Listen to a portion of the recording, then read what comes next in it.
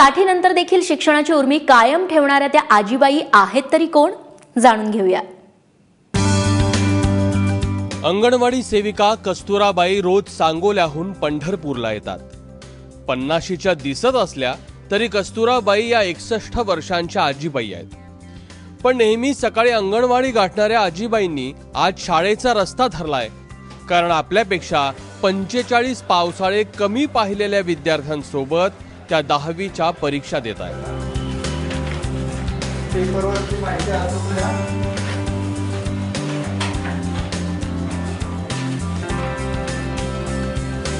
माझी इच्छा होती की आपल्या जीवनात काहीच मिळालं नाही, आपल्याला साथच मिळालं नाही कशाची, मग आपण निदान 10वी पास आहे एवढं तर जीवाला समाधान वाटायला पाहिजे का नको। आणि हल्ली म्हणजे कसं झाले, 10वीचं सर्टिफिकेट असल्याशिवाय कुठल्याच ह्याच्यात सर्व्हिसला घेत नाहीत, त्याच्यामुळं आम्हाला 10वीच्या सर्टिफिकेटची गरज आहे।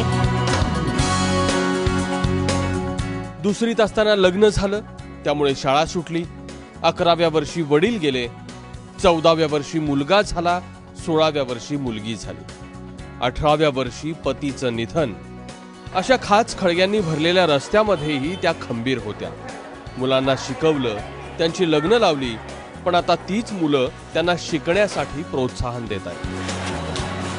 10वी पास होण्याचा निश्चय केला आणि मुलानं, सुनेनं, मुलीनं, सर्वच माझ्या नातेवाईकांना मला प्रोत्साहन दिलं। बसायचं असेल तर बसा, आमची काही इच्छा तशी नाही, तुम्ही बसू शकता, आम्ही तुम्हाला जेवढं सहकार्य पाहिजे तेवढं करू शकतो। नापासांची शाळा घेणाऱ्या भैया सरांनी कस्तुराबाईंसारख्या अनेकांना मॅट्रिक पासची डिग्री घेण्यासाठी प्रोत्साहन दिले। सरकारला एक गोष्ट सांगू इच्छितो की फार पूर्वी 4थी 5च्या विद्यार्थ्याला 10वी मध्ये बसून देत होते। विनोद तावडे साहेबांनी इकडे लक्ष द्यावं की 4थी 5च्या विद्यार्थ्याला पुन्हा एकदा 10वी मध्ये बसून द्यावं। त्यामुळे काय होतं, जे 4थी 5चे आहेत, जे ट्रक चालवतात, रिक्षा चालवतात, त्यांना लायसन मिळत नाही 10वी पास झाल्यापासून, ते ह्या वर्षी शिक्षणापासून वंचित राहिले त्यांच्या बदलामुळे।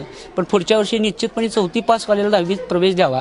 तो सुद्धा विद्यार्थी अनफंड नसतो, सोप्या पद्धतीने जर शिकवलं तर निश्चितपणे तो पुढे जाऊ शकतो आणि पास होऊ शकतो। कस्तुराबाईंमध्ये शिकण्याची उर्मी विलक्षण आहे।